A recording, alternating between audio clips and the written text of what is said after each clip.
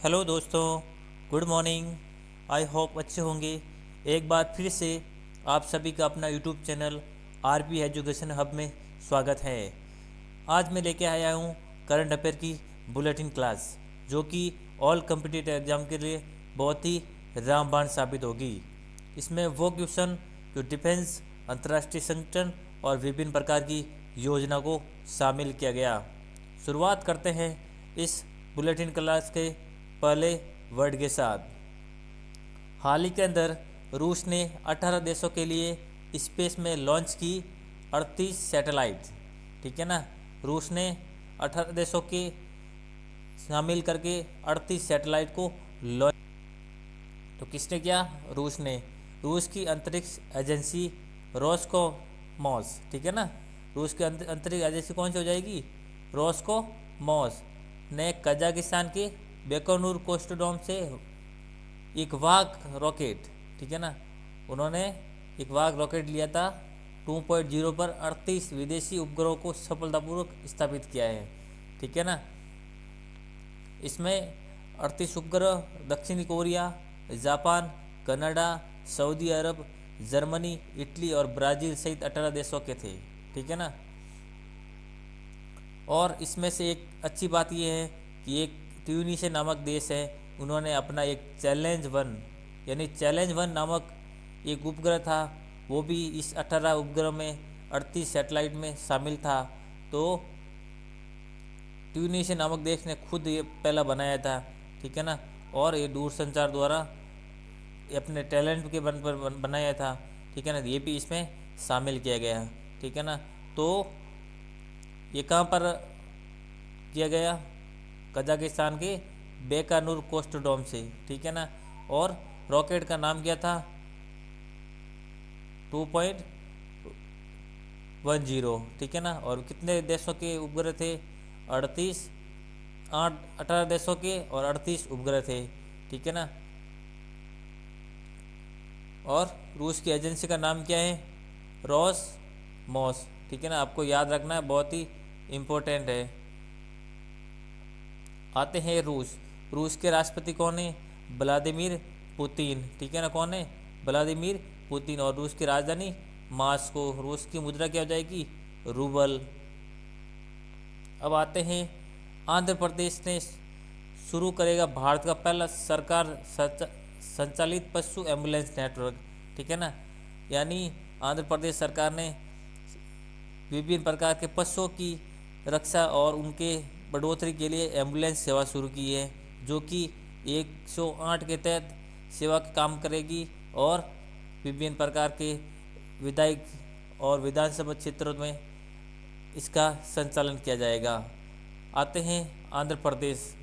इसके मुख्यमंत्री कौन है? वाई जगन मोहन रेड्डी। कौन है? वाई जगन मोहन रेड्डी। आंध्र प्रदेश के राज्यपाल कौन है? बिस्वा भूषण हरिचंदन। ठीक है ना, कौन है? बिस्वा भूषण हरिचंदन। आते हैं नेक्स्ट, कैन बेतवा लिंक परियोजना के लिए यूपी और एमपी सरकार के बीच एक समझौता किया गया। ठीक है ना, कैन बेतवा एक लिंक परियोजना है। ये बहुत ही इम्पोर्टेंट क्वेश्चन है आपके लिए। इम्पोर्टेंट क्वेश्चन इसलिए हो जाता है क्योंकि विभिन्न प्रकार की जो योजनाएं हैं उससे संबंधित क्वेश्चन हर कॉम्पिटिटिव एग्जाम के अंदर पूछा जाता है। तो, तो कौन सी हो जाएगी? ये विश्व जल दिवस पर उत्तर प्रदेश और मध्य प्रदेश की सरकार ने कैन बेतवा नदी के इंटरलिंक परियोजना, ठीक है ना, इंटरलिंक परियोजना को लागू करने के लिए केंद्रीय जल शक्ति मंत्रालय द्वारा ये हस्ताक्षर किए गए हैं। ठीक है ना, इस परियोजना का मुख्य उद्देश्य ये है कि सूखाग्रस्त, जो कि उत्तर प्रदेश के बुंदेलखंड के अंदर सबसे ज़्यादा सूखाग्रस्त होता है, तो वहाँ पर दुर्लभ क्षेत्रों में पानी पहुँचाना इसका उद्देश्य है। किसका? कैन बेतवा लिंक परियोजना का। ठीक है ना, तो ये किसके बीच में समझौता हुआ? एमपी और यूपी सरकार के बीच। अब आते हैं उत्तर प्रदेश। उत्तर प्रदेश के राज्यपाल कौन है? आनंदीबेन पटेल। और सीएम कौन है? योगी आदित्यनाथ। और मध्य प्रदेश के अंदर सीएम कौन है? शिवराज सिंह चौहान। राज्यपाल कौन है? आनंदीबेन पटेल, जिसको अतिरिक्त प्रभार सौंपा गया। अब आते हैं इम्पोर्टेंट क्वेश्चन, जो कि हर कॉम्पिटिटिव एग्जाम के अंदर फिक्स क्वेश्चन बनता है।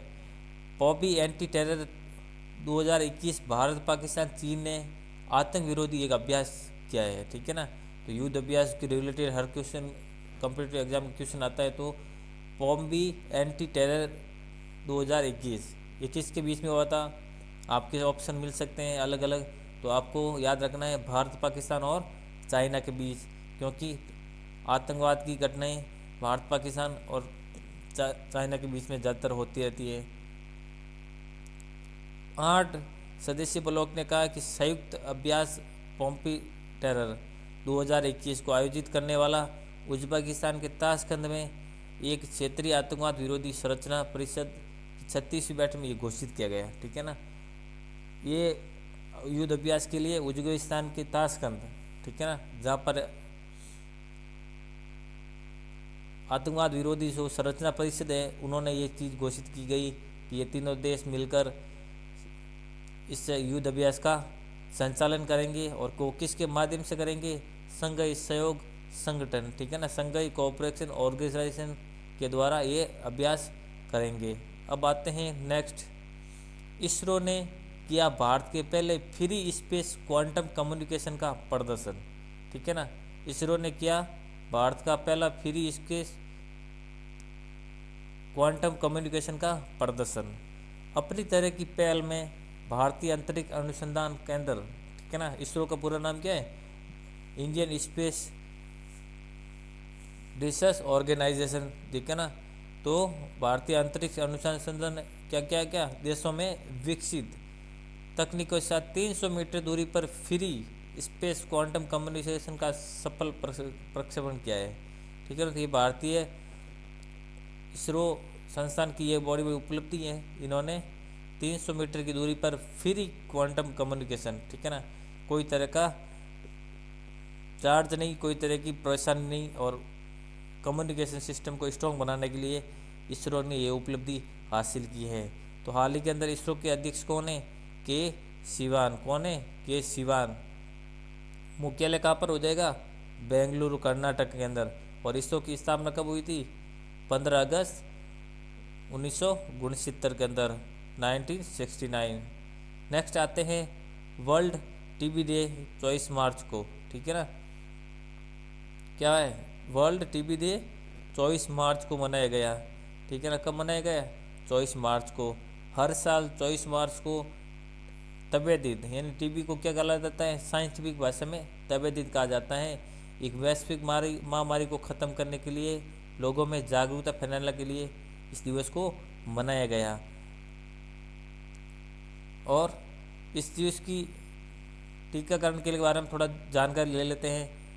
आज के दिन यानी 24 मार्च 1882 को German physician microbiologist Robert Koch ने टीबी के बैक्टीरिया यानी जीवाणु माइकोबैक्टीरियम ट्यूबरक्लोसिस की खोज की थी। टीबी के बैक्टीरिया है कौन सा? माइक्रो ट्यूबरलिस, जिसकी खोज किसने की? रॉबर्ट कोच ने। कब की थी? 1882, यानी 24 मार्च 1882। उनकी खोज के कारण ये टीबी का इलाज संभव हो पाया, इस कारण उसके नाम पर ये टीबी दिवस मनाया जाता है। और विश्व टीबी दिवस 2021 की थीम क्या है, जो कि आपके लिए बहुत ही इम्पोर्टेंट है? वो क्या है? Clock is taking. Clock is taking, इसका मतलब होता है ग्लोबल लीडर्स द्वारा बताई गई प्रतिस्पर्धा में दुनिया में इसका विस्तार बढ़ रहा है, ठीक है ना।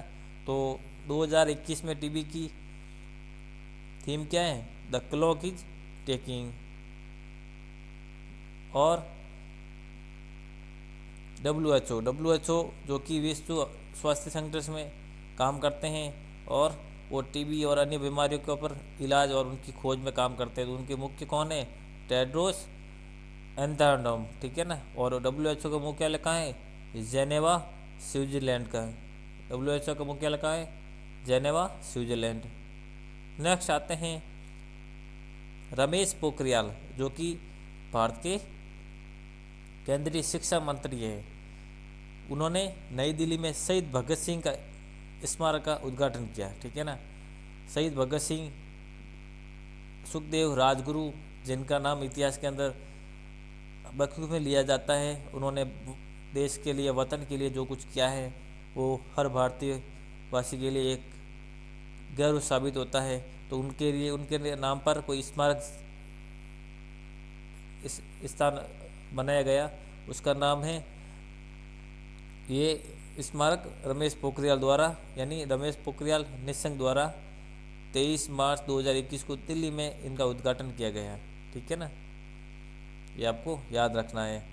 2021 विश्व क्षय रोग या फिर सकमा दिवस 24 मार्च को मनाया गया, जिसका थीम क्या है, द क्लॉक इज टिकिंग। ठीक है ना, विश्व क्षय रोग या फिर तबीयती या फिर टीबी, इनकी थीम क्या है, द क्लॉक इज टिकिंग।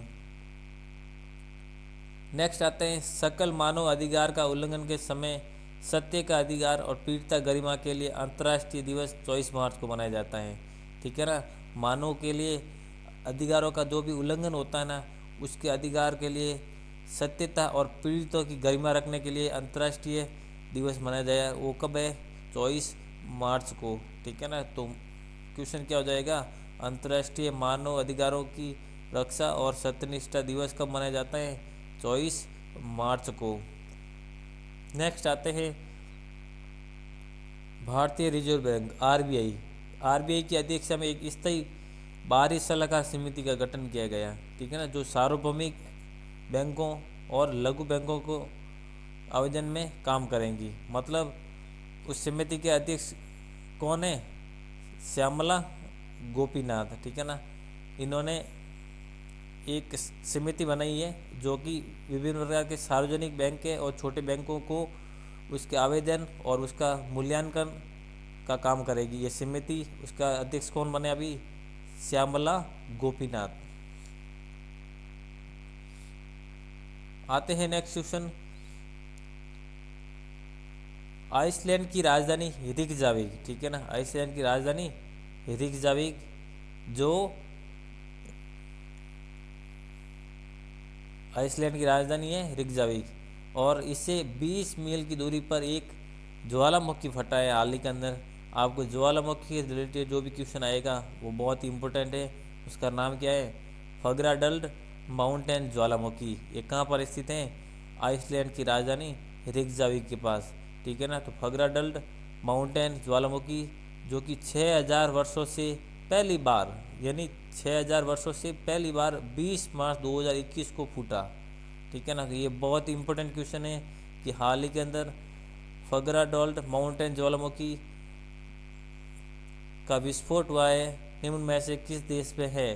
तो आपको ऑप्शन मिल सकता है कि रेकजाविक या फिर ब्रिटेन या फिर इंडोनेशिया। तो उसके लिए आपको याद क्या रखना है, रेकजाविक। ठीक है ना। नेक्स्ट आते हैं, 67वें राष्ट्रीय फिल्म पुरस्कारों में 2019 के लिए सर्वश्रेष्ठ अभिनेता कौन सा, सर्वश्रेष्ठ अभिनेता।